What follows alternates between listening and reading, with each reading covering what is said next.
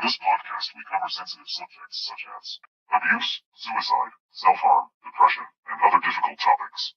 We are not medical professionals. We suffer from our own mental health issues. Our opinions should not be taken as medical advice. Dread the Stigma is for educational purposes and awareness for mental health only.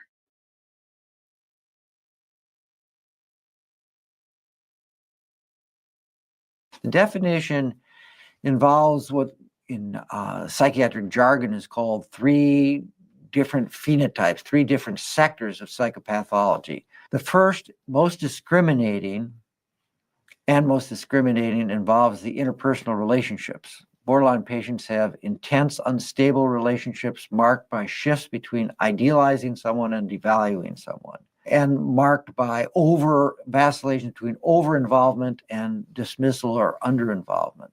They also have fears of abandonment, which are and fears of rejection, which is an associated feature, which are the phenomena reflecting a real fear about being alone. Some, including myself, feel that is really where the core of this disorder is in the interpersonal area. A second major sector of psychopathology has to do with affective lability or emotional dysregulation, as it's become identifiable through dialectical behavior therapy. But this includes a tendency towards angry outbursts or inappropriate anger. Many patients will say that they're always angry or that they can't control their anger.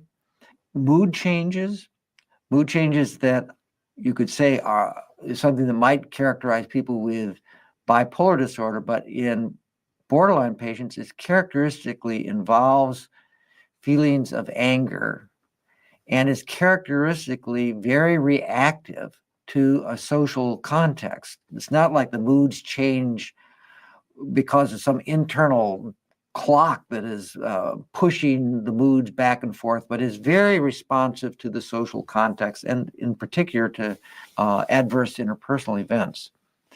And a third part of that affective picture is emptiness. Not all borderline patients will describe it.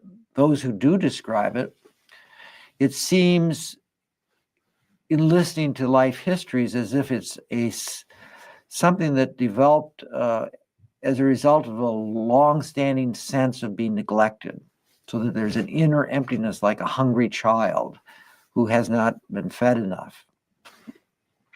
The third sector of psychopathology belongs to the behavioral problems. And here, deliberate self-harm, recurrent suicidal ideation and or acts is sort of the signal symptom of borderline personality disorder. Borderline patients often do hurt themselves and hurt themselves repeatedly. The more they do that, the more apt they are to be suicidal. Self-harm acts are both something that are self-punitive and a way of easing this dysphoric states of mind that they can't relieve otherwise. It also can become a call for help, a way of eliciting supportive responses from others.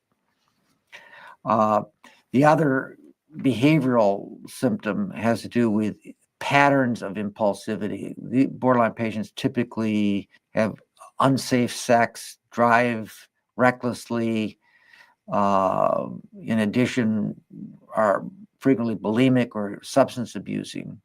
So that's the behavioral realm. The last realm has to do with cognition. And here, borderline patients, and this is why they were originally thought maybe to be an atypical form of schizophrenia, can have these lapses of reality testing. For instance, they can be like paranoid ideas. But the paranoid ideas usually occur when a borderline patient feels otherwise alone. And the idea that somebody's watching them actually is a psychological way of not being alone. They'd rather have somebody watching them than being alone.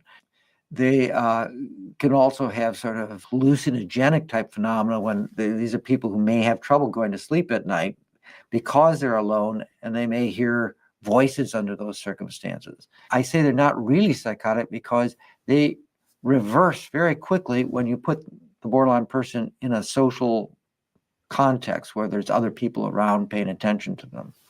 So that's the definition, more or less as it's been since 1978 and in the diagnostic system since 1980. One thing I haven't mentioned is a disturbed sense of self, a sense that they're not really stable. It changes. A lot of borderline patients will say that I behave a lot depending on who I'm talking to or who I'm with and what I perceive they want or what they expect from me. So ill-formed and unstable identity. There's an argument could be built, but that is a sort of blanket problem and everything else is subsumed within that. And that's what one of the pioneers in this area, Otto Kernberg, would suggest. And I think that's a viable way to look at it.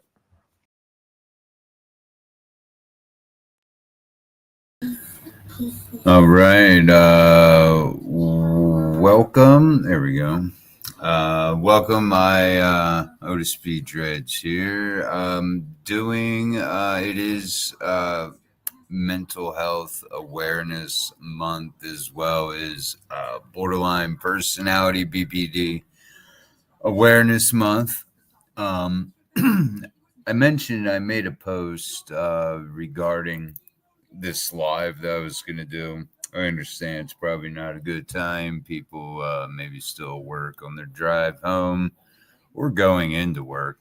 But I had to, I wanted to do this as kind of my own little therapy, I guess.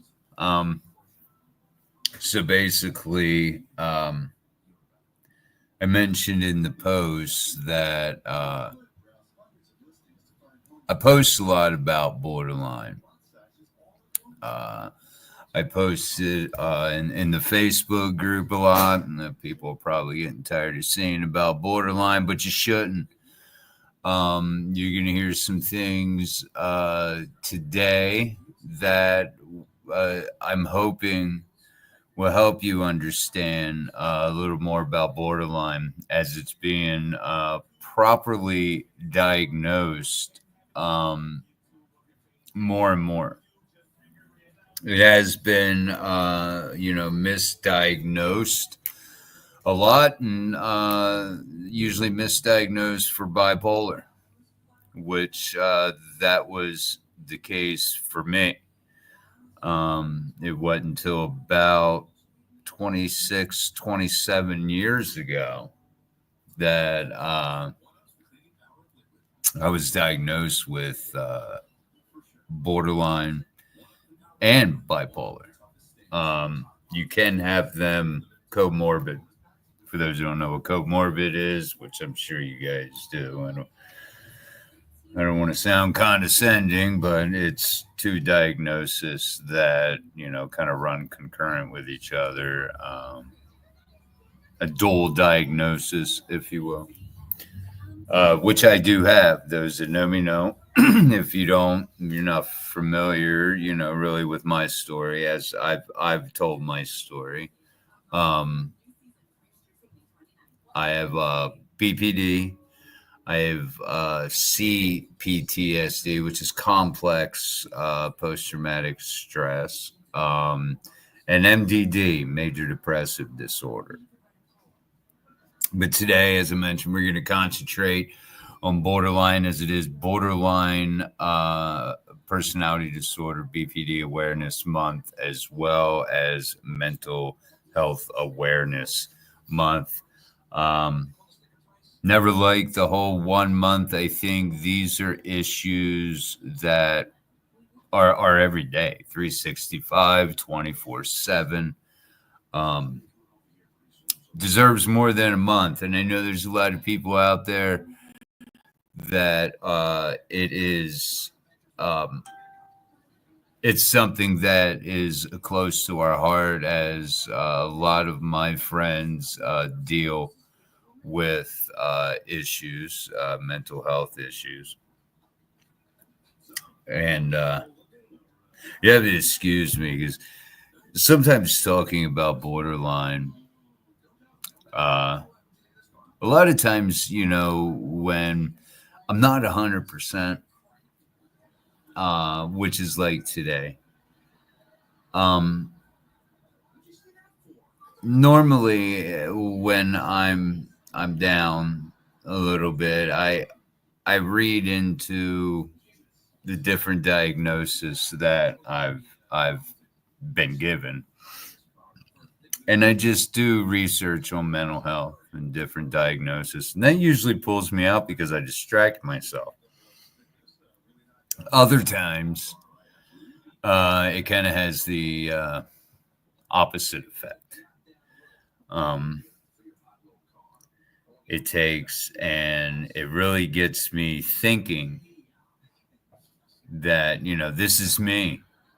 A lot of times, I understand that I have things going on, but it's almost like it's different. It is not, it's not me when it actually is. It's almost like a form of dissociating,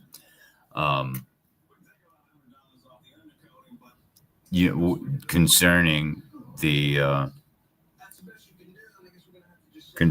the, the borderline.